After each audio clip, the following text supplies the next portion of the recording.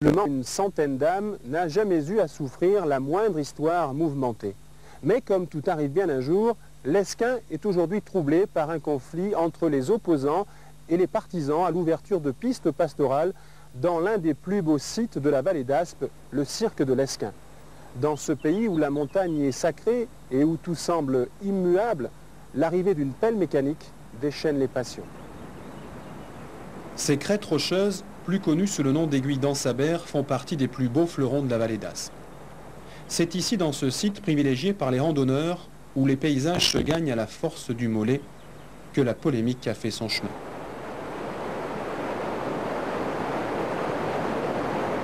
Regardez ce site merveilleux.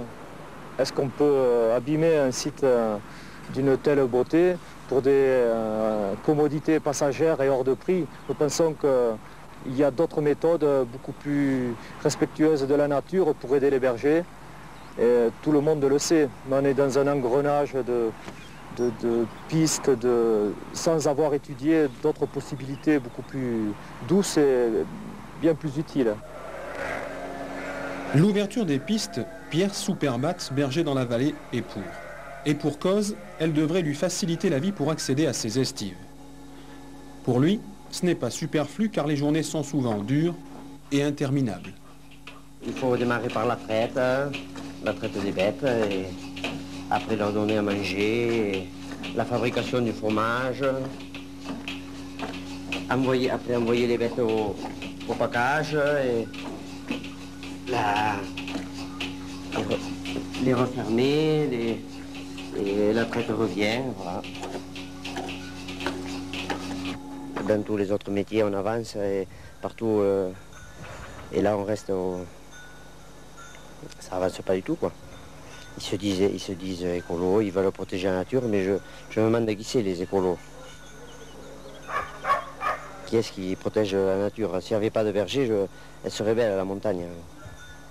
Et quand il faut descendre les fromages ou comme ça à dos d'âne, c'est autre chose. Si on les descend sur un engin, ou le berger qui a une famille, il est plus content de pouvoir monter avec toute sa famille à la cabane avec un engin ou comme ça, ou des enfants.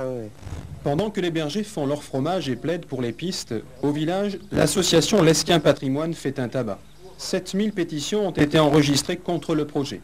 Aujourd'hui, l'association tient une énième réunion à l'ordre du jour, compte rendu d'une entrevue au ministère de l'Environnement. Il est temps de reprendre ce dialogue dans une optique différente. Il se trouve que le seul enjeu important est d'assurer les déplacements d'une personne sur des distances relativement courtes, et ce pendant quelques semaines en été. C'est-à-dire, c'est ce qu'on a souligné, quoi, c'est que c'est quand même quelque chose. Et bon, a priori, ça rejoint notre pensée. On a dépensé des sommes astronomiques pour aider ces 3 bergers qui ne s'en serviront pas, ce qui est quand même fou, et on va hypothéquer d'une façon irréversible cette montagne qui est le vrai outil de travail de nouveaux métiers liés au tourisme. Il y a des hôteliers, il y a des guides de montagne ici, il y a des artisans qui se servent de cette montagne aussi, qui en vivent, quoi. Eux, vraiment, ont besoin de cette montagne intacte. Coût du projet, 1 million de francs plus 200 000 francs l'achat d'un mini-tracteur. Au village de l'Esquin, certains dénoncent ce gaspillage d'argent public pour servir les intérêts de quelques bergers. Un argument que réfutent les élus qui portent ce projet. Mais vous imaginez toutes les petites tondeuses qu'il faudrait pour entretenir la montagne s'il n'y avait pas cet entretien naturel. Nous avons des pelouses qui sont magnifiques, une montagne qui est encore remarquable, et je crois qu'effectivement les bergers sont indispensables non seulement par le fromage qu'ils font, mais par l'entretien de la montagne qu'ils assument. C'est quelque chose d'extraordinaire. 4 zones d'activité devraient être desservies par ces pistes, dont 2 sont sur le parc national. Demain, une manifestation sera organisée par les opposants au cœur du site pour continuer la lutte.